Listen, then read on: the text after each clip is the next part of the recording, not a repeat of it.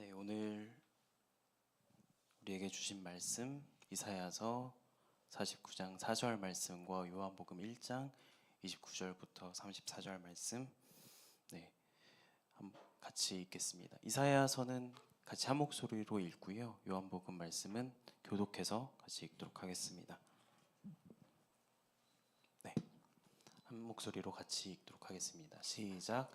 그러나 나의 생각에는 내가 한 것이 모두 헛수고 같았고 쓸모없고 허무한 일에 내 힘을 허비한 것 같았다.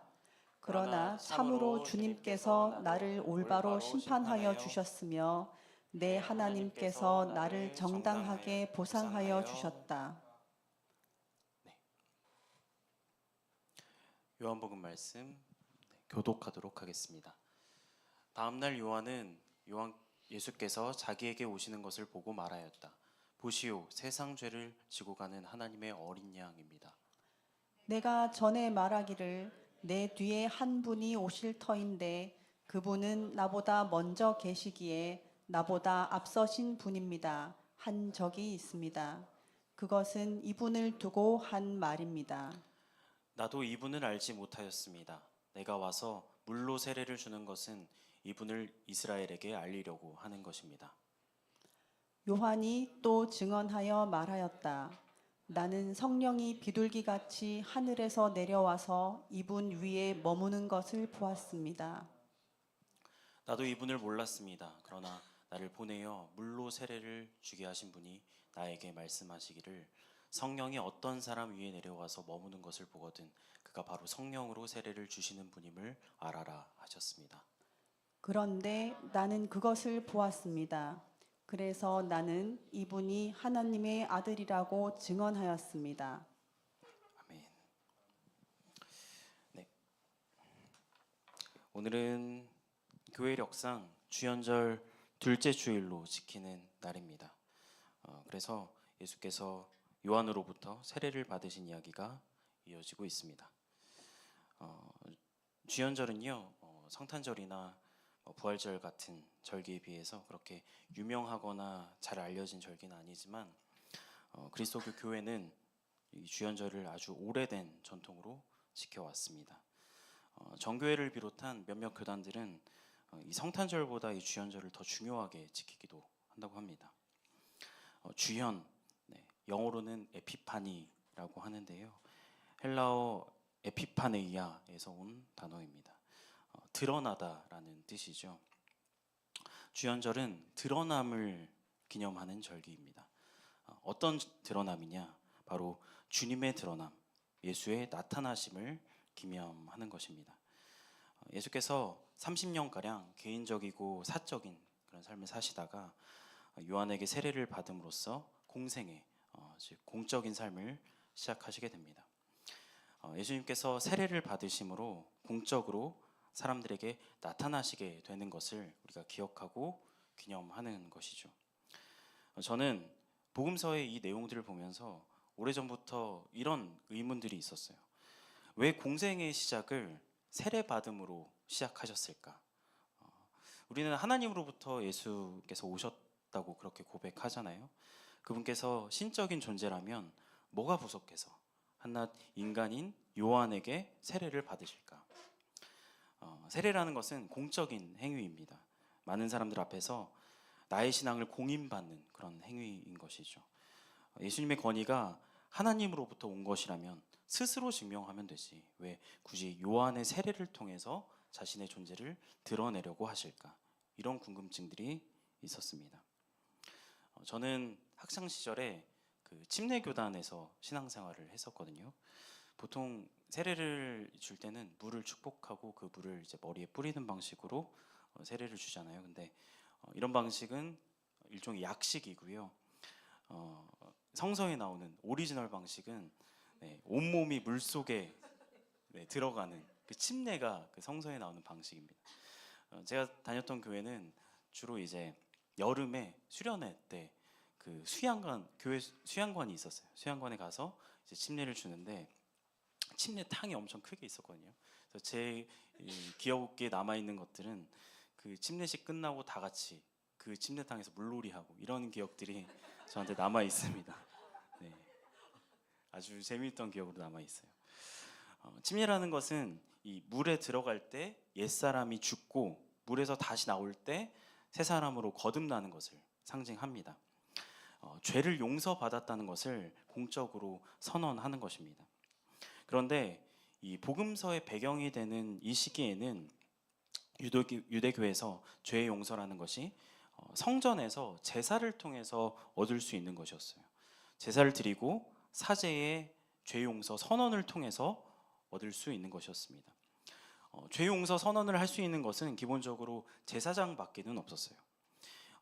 복음서에 이런 내용이 나오죠. 예수님께서 한센병 걸린 사람, 피부병 걸린 사람을 고치시고 제사장한테 가서 보여라 이렇게 말씀하시잖아요.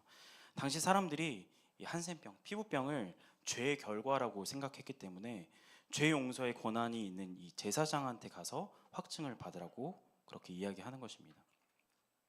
그런데 이 제사장이 아닌 이 세례 요한이 요단강에서 세례, 즉 죄 용서의 선언을 베풀고 있어요.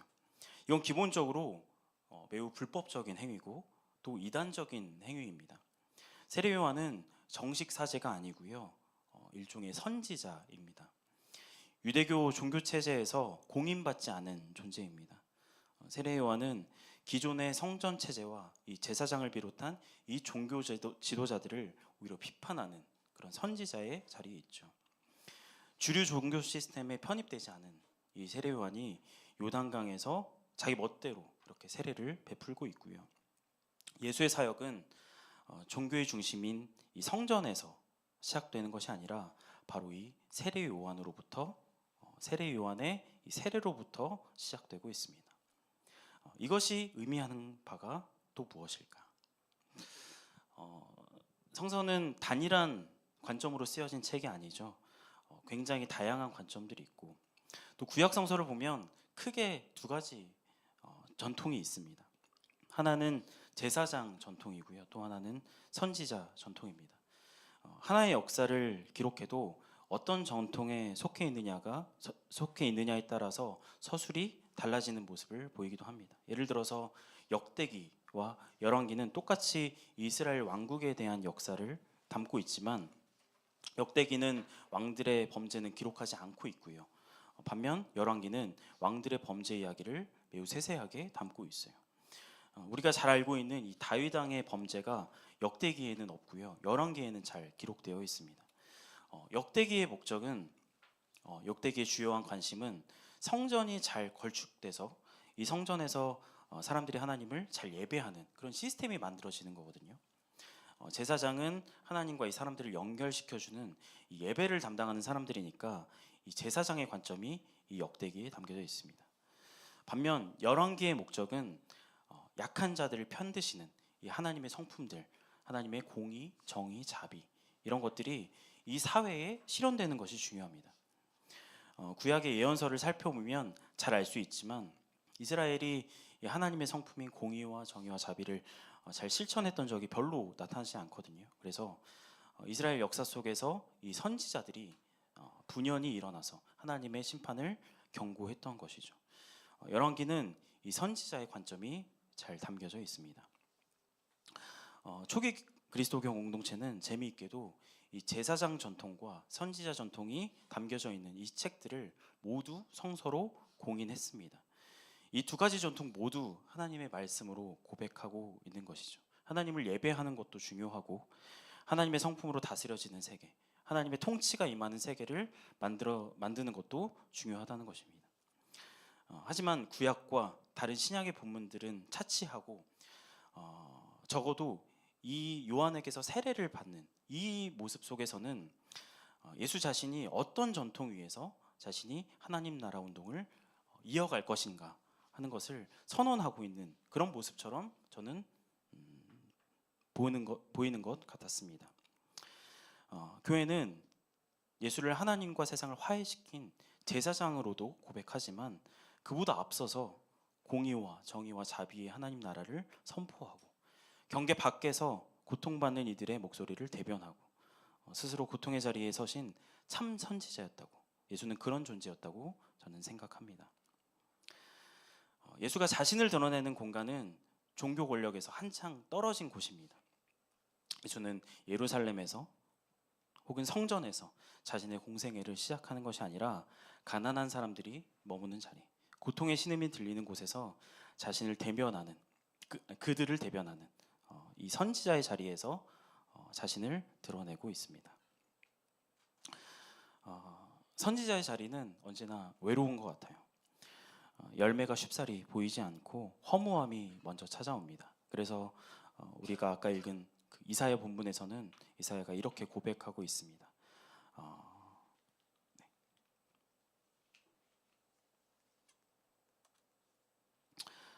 그러나 참으로 아니요. 네. 그러나 나의 생각에는 내가 한 것이 모두 헛수고 같았고 쓸모없는 허무한 일에 내 힘을 허비한 것 같았다. 네. 선지자는 늘 이런 감각을 안고 살아가는 것 같습니다. 세상이 쉽게 바뀌지 않고 불의한 구조는 그대로이고 때로는 오히려 더 큰 반발과 공격을 받습니다. 하나님께서 부르셨다는 확신은 있는데 현실은 실패처럼 보일 때가 많습니다. 하지만 이사야의 고백은 또 거기서 끝나지 않죠. 그러나 참으로 주님께서 나를 올바로 심판하여 주셨으며 내 하나님께서 나를 정당하게 보상하여 주셨다. 선지자의 삶이 때로는 헛수고처럼 느껴질지라도 진실과 정의는 결국 하나님 앞에서 드러난다는 믿음을 보여주고 있습니다. 이번 주에 참 반가운 소식이 있었습니다. 아까 성찬할 때도 말씀해 주셨지만 이다원 목사님의 항소심이 승소했다는 소식이었습니다. 성소수자를 축복했다는 이유만으로 교단에서 출교되고 오랜 시간 동안 법정 다툼을 이어와야 했던 그런 싸움이었습니다. 그 과정이 결코 쉽지 않았을 것이고 얼마나 많은 순간들이 허무하고 고독하게 느껴졌을지 짐작하기 어렵습니다. 하지만 이번 판결을 통해서 최소한 국가의 법적 판단 안에서는 그 길이 부당하지 않았다는 것이 확인되었죠. 선지자의 외침이 묻히지 않고 진실이 조금이나마 드러난 하나의 징표라고 저는 생각합니다. 또 저는 이 소식을 들으면서 이제 기일이 돌아오는 임보라 목사님을 함께 떠올리지 않을 수 없었습니다. 목사님 역시 한국교회에 불편한 질문들, 불편한 이야기를 끊임없이 던지는 분이었습니다.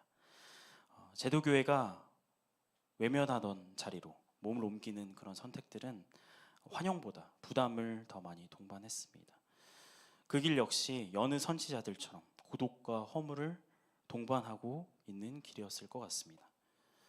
그러나 시간이 지나 더 분명하게 기억되는 것은 다른 어떤 것보다 어떤 사람들의 곁을 지켜야 하는지를 먼저 고민하셨다는 점을 그렇게 생각하게 되는 것 같습니다. 이 길은 거짓된 종교 지도자들의 길과는 다른 세상이 아닌 하나님에게서 옳다 인정을 받는 그런 길이었고 참으로 진실된 길이었습니다. 이동원 목사님의 판결 소식과 임보라 목사님의 기억이 함께 겹쳐질 때 선지자의 길은 비록 더디고 고독할지라도 결코 헛되지 않았다는 사실을 우리는 다시 확인하게 됩니다. 대림절 기간 희미했던 예수의 모습은 선탄을 지나서 또렷해졌고요. 또 주연의 계절이 도래하면서 그 예수의 모습은 더욱 명확해졌습니다. 힘과 권력이 집중되어 있는 곳에서 우리는 예수를 찾을 수 없습니다. 성전의 중심이 아니라 변방에서, 권력의 중심이 아니라 성문 밖에서, 안전한 자리보다 고통의 신음이 들리는 자리에서 예수는 자신을 드러내셨습니다. 오늘 우리가 살아가는 현실 속에서도 마찬가지입니다. 예수는 추상적인 신앙의 공간이 아니라 구체적인 삶의 현장 속에서 모습을 드러내십니다. 오늘은 용산 참사를 기억하는 주일이기도 한데요. 개발이라는 이름 아래 삶의 터전을 빼앗기고 끝내 생명을 잃어야 했던 사람들의 자리, 그 억울함과 상실이 여전히 남아있는 자리에서 우리는 무엇을 보고 있는지 묻게 됩니다. 그 자리는 실패의 자리처럼 보였지만 바로 그 자리에서 인간의 존엄이 무엇인지, 국가와 자본의 폭력이 무엇인지를 가장 선명하게 드러내는 진실이 분명히 증언되고 있습니다. 저는 바로 그 자리에서 고통받는 이들의 곁에 서신 예수의 모습을 함께 보게 됩니다. 고신수 지부장이 336일의 고공농성을 해제하고 땅을 밟았습니다. 하지만 여전히 일터로 돌아갈 수 없었고 해고 조합원들은 다시 호텔 로비에서 농성을 이어가고 있습니다.